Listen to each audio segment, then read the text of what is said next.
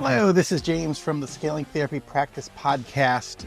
This is a show of CourseCreationStudio.com. This is the show where we empower mission-driven leaders and helpers to launch life-changing online courses. This season, season 3, is all about helping leaders and content creators launch their course. And we want you to be able to listen to season 3 and have a great idea of how to launch your own online course. This week, we're going to be talking about the ideal client beacon. It's a handout that you can find in the show notes, and you'll be able to download that for free. Just sign up for our newsletter, and in the newsletter, you'll get other free resources and notices of opportunities for you to take that will help you build your audience and your online course so that you can spread your message and reach more people with your life-changing content. It's really important to know who you are sending your message out into the universe for. Like, who wants your message?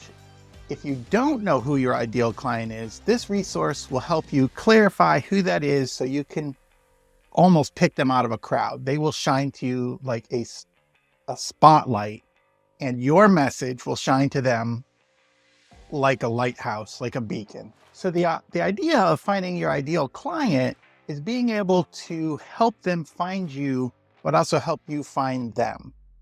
If you clarify your message and identify so well who should be listening to you, your message will shine like a lighthouse. And if you know who your ideal client is, they'll shine to you like a spotlight, like you'll be able to pick them out of a crowd. So it's very important to know and quantify who you can help the best, which makes us start with, who can you help? Who does your superpower help? This might be controversial, but your business, the business that's going to sustain you long-term, the business that you're going to want to work in and day out, is built around you. It's built around the business owner. It's built around the person that is the most important person in your business. It's not the customer, it's the owner. It's the person who puts their lifeblood and their time and energy into the business. And if you're going to do it long term, it's got to be built around you. It's got to be built around what you can do, how you can help people, what energizes you, and what you can do the easiest, quickest, best to get people to their destination. If you don't know that, you're going to be chasing the customer. Your business is going to be running you instead of you running the business. That's a recipe for disaster. So get your idea of what you're comfortable and confident in creating and serving, either a service or a product. What can you do the best that can help your client, that's going to sustain you? That's the first thing. Know your superpower. Seth Godin says, don't find customers for your product, find products for your customer. You're actually trying to give them value. What is the value? And what is the value that your unique skills bring to your ideal customer? The clearer you can identify that, the brighter your message will shine to your ideal customer. So this leads me to the section on the people that are in your ideal business, the people that you're going to identify with. And these people need to have characteristics that align with your core vision, mission, and values. For example, if you wanted to work with me, some of your core values would have to be centered around community or family or belonging. I have a deep sense of inclusion for people and helping other people join the group so no one's left behind. In fact, one of my favorite quotes is by Zig Ziglar, which is, you all get what you want in life if you help enough people get what they want in life. And that's one of my core values. Is one of the things I want to get out of life is helping other people achieve their dreams and become giants in their industry. And I want people to succeed far beyond what I can do. And if you want to help other people, then you're going to feel comfortable in my course and in my program. The other one is kindness and compassion. I have a deep sense of helping people that other people might have forgotten or lost. Like I love helping mentoring. I volunteer in my church's 12-step recovery recovery program called regeneration. You probably heard me talk about that at different times in the podcast. It's a core value of mine that I have compassion on people that might not be in my situation. It probably comes from when I was growing up. I felt I moved a lot. I changed schools 8, 9, 10 times. I forget how many times. And I never felt like I belonged anywhere. And I never built deep relationships with people.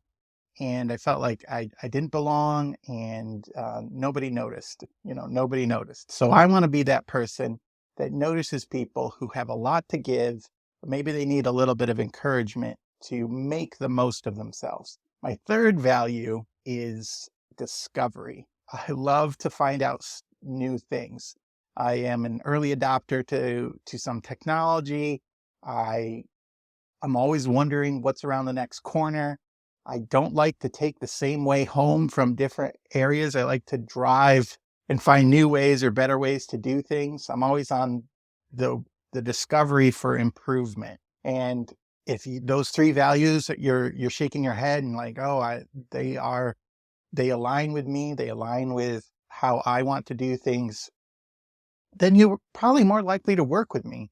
But if you're individualistic, you don't care about other people, and you don't practice kindness, you might find somebody else who better fits with your ideal value. If you want them to make a quick buck on the backs of other people and you don't care about them, then this isn't the course for you. But if you want to help other people while making an income, consider the resources that we have. So identify your values. And then for those people, the next step on identifying your ideal client is understanding the crisis. What are they going through? What are the challenges or situations that your clients are looking for help, or they push them to look for help? Can you identify specific events, situations that typically trigger these challenges? What is their crisis? What is their current situation that they are in? The easier you can define this, the better you're going to be able to define the rest of the items on the sheet, like their problems and pains and the promise you can give them. So what motivates them to start looking for a solution, their current situation? For example, if they're a parent that has a child that's not going to school because they're anxious, or maybe they're being bullied, that's a current crisis. Like their kid isn't succeeding. That's going to motivate them to start looking for a solution. If they're a business owner and the business owner spent a bunch of money on marketing, but they're not getting a return, and they're like, I feel like I'm wasting all this money. That's a crisis. It's a crisis for that business owner. The crisis could be as simple as, I want a sweet treat. What is the sweet treat that I want? I want I'm hungry. I need to be satisfied. If you can think about it, even in that basic term, what would start making them look for a sweet treat? I'm thinking of McDonald's milkshake or ice cream cone. What is the situation that would make me start looking for an ice cream cone? Maybe it's I'm hungry. Maybe I'm bored. Maybe, I saw a commercial and now I'm thinking it's all I can think about, an ice cream cone. Maybe I'm on the keto diet and I can't eat ice cream anymore like I used to, So my crisis is, what is a sweet treat that I can eat that satisfies that desire that doesn't break my keto diet? I found blueberries and some version of yogurt that helps. But that is the crisis. And the crisis makes people want to look for a solution. Winston Churchill said, never let a good crisis go to waste. Not exactly sure what context he meant that in, but for us, it means there are crises your ideal clients are in that you can use to help you identify their problems and pains, which leads us to addressing urgent problems. Because of the crisis, because of their current situation, what are some of the problems that your clients desperately need to solve? And desperately is probably a key here. But what are the problems that they desperately need to solve? And how do these issues affect their daily and long-term being. Steve Jobs said, if you define the problem correctly, you almost have the solution. What is the problems that they are having? In the marketing solution, their problem could be the business owners are like, I'm spending all this money, but I'm not getting any clients. I don't have enough money to keep spending. That's the problem. I don't have enough money to waste on something that doesn't give me a return on investment.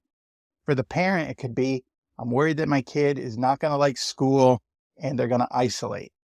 For the one with the sweet treat is, if I don't get a treat now, I'm going to just keep thinking about it. And I don't know how to satisfy my longing. For the diet, diet's often one.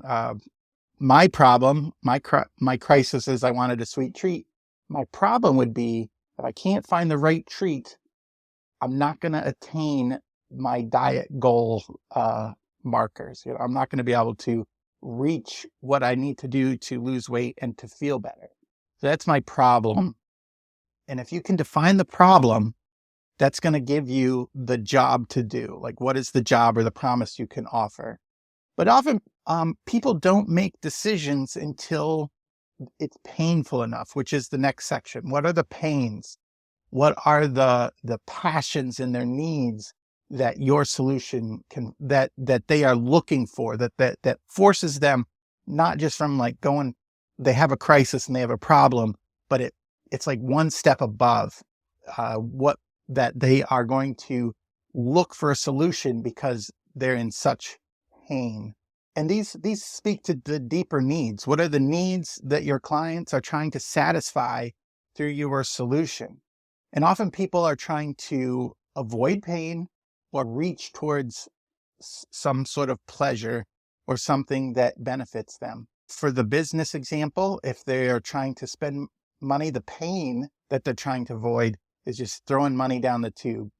They want a return on investment, and the pain is maybe going out of business, or the pain is they can't pay themselves, or the pain is they can't build because they haven't figured out the marketing. So what is the pain that you are helping them avoid? Or what are they going towards? Like, what do they want to achieve? For me in my business, one of the things I want to achieve is security. Like, I spent so many years building into other companies and making them successful. And then when they were done with my skills or they found another solution, they let me go. That was painful for me. And I'm tired of building somebody else's kingdom. I want to build something that provides security for my wife. If I'm almost 50, okay? But if I die, I don't feel like dying right now, but if I end up dying, how can I provide for her in the future? How can I provide for my son? And even a little bit more, my extended family. We've all dreamed about buying a cabin and going there for family events. Nobody has the funds. But what if I was so successful, I could create those family environments, those Christmases and the Thanksgiving at the Marlin family cabin. That would be awesome. Maybe I'd be the favorite uncle, I would really enjoy that. What are the pains people are trying to avoid? And what are the pleasures or the vision that they're going for? That's what motivates people. Avoidance or something to obtain or go for. Which leads us to one of the final sections, which is articulating your promise or the promise of value. What are you going to offer them that will solve their problem and alleviate their pain? What is your promise? A way to say this is a simple statement. I help, and then the group of people, I help this group do what? Achieve what? What are you helping them do? If you were the marketer and you're helping people market their business, I help business owners reach more clients. And then maybe another benefit would be cheaply, effectively, on time, or something like that. Like, I help business owners reach more clients. What do you do? For me, I empower mission-driven leaders or helpers launch life-changing online courses. That's my tagline, but that's what I do. I'm trying to reach the group of people who have a mission, not just a mission to make money, but a mission to help people. And what do they want to do? They want to help other people. So that's what I do. And I do that through my pod course, my online courses, coaching, consulting, and a done for you service. So that's what I do. That's what I offer. Well, what would you say if you've identified your people, if you've identified their crisis, if you've identified their problems and their pain points, what they're going for? What would you say is the people that you help and what do you do for them? It's your value proposition. It's what your solution offers that's unique or beneficial, and it helps you stand out from the competition. Peter Drucker said the aim of marketing is to know and understand the customer so well that the product or service fits and sells itself. So can you identify what you're doing so well and your core audience so well that they immediately connect with it? That's your value proposition. The final stage on the ideal client beacon is visualizing the outcome. Where are you taking them? What is the transformation? In fact, the transformation or the vision of change is actually what sells most of the product or service.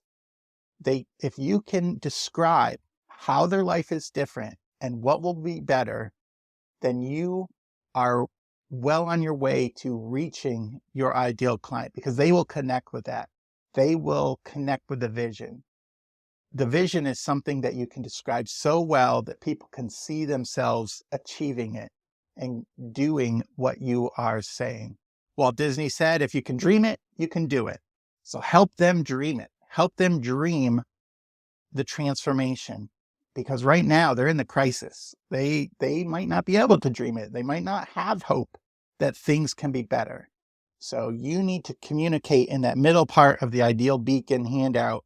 You need to know that so well that you can describe what you can do for them and only you can do for them. And then they will believe that you can help them with their problem. So at the top of the document, there is a place to write your ideal client statement. And you get to, after you filled out the sheet, you reflect on all the attributes and the motivations of your ideal client. And you craft a sentence that captures what you do and how you help them. Simon Sinek says, the goal is not to do business with everyone who needs what you have. The goal is to do business with people who believe what you believe. So in summary, your business starts with you. You need to know your superpower, your skills, and your strengths. The people you are going for. What are their values? Do they align with you? The clearer you can articulate your values, the easier it is for them to find you. What is the crisis that they're going through? What is their situation, their predicament? What is in their world or environment that is going to make them start looking for a solution? What is the problems that their crisis is giving them? How is it impacting their life? What is the pain that these problems produce? How does it make them feel? What are their needs? What are they going for? What are they trying to avoid? What is your promise? What is your promise to them that you can solve their problem and help them through their crisis to their paradise, to their transformation, to their oasis? The clearer you are in your vision, the easier it will be for them to see themselves using your solution. Remember, if you want this handout, please go to the show notes, sign up for our newsletter. This will be emailed to you. You'll be able to download it free of charge. If you want the companion to this handout, it's about 10 pages of questions, and it shows examples of the ideal client statement. It helps you articulate more of your vision. That's a course that I'm offering right now. It's going to be my marketing course. Right now, I have 2 or 3 handouts in the marketing course. It's going to be up to 14.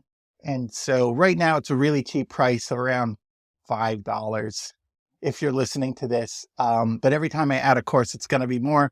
But if you want to get in on the ground floor and try it out, you can buy it for $5. So check that out in the show notes. Be really happy if you started using it and started reaching your ideal client. I am also offering the Confident Course Creator, which helps you identify your strengths and your ideal day and life. And also a really cool eulogy handout where you sort of craft the story of your life and then put it down so that you read it several times a week, or I read mine daily.